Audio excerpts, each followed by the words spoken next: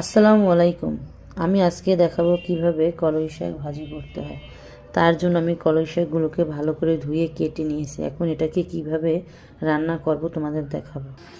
কলই শাক আমি কড়াইতে দিয়ে দিয়েছি। এখন আমি এর ভেতর পেঁয়াজ কুচি, রসুন কুচি, কাঁচামরিচ দিয়ে দেব পরিমাণ মতো।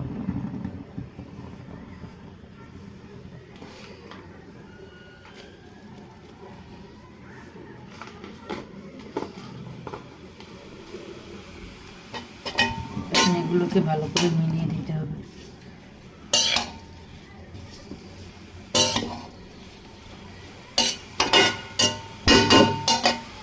এখন আমি 5 মিনিটের জন্য ঢাকনা দিয়ে ঢেকে রাখবো।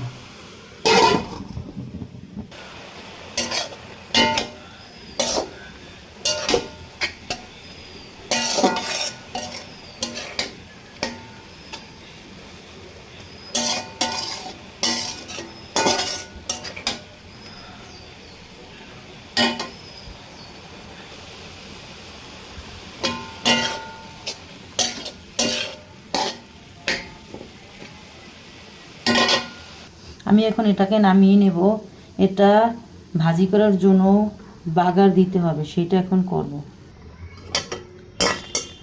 2 থেকে 3টে শুকনো মরিচ ভালো করে ভেজে নিতে হবে। এটাকে গুঁড়ো করে কলই শাকের উপর দিয়ে দিতে হবে, তাহলে এটা খেতে খুবই মজা হয়ে থাকে। ভালো করে গুঁড়ো করে নিয়েছি, এখন বাগার দিব। এটাকে ভালো করে লাল করে ভেজে নিতে হবে।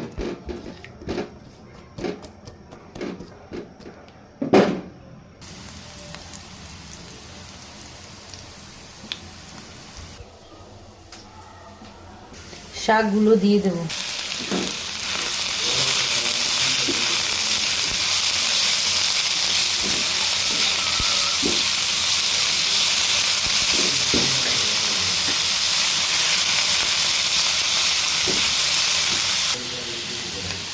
এর ভেতর এখন আমি শুকনো মরিচ গুঁড়ো দিয়ে দেব।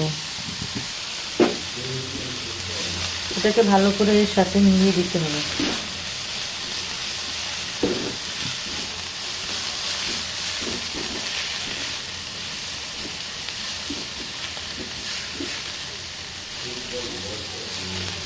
আপনারাও বাসায় এভাবে কলই শাক ভাজি রান্না করে খাবেন, এটা খেতে খুবই মজা হয়ে থাকে।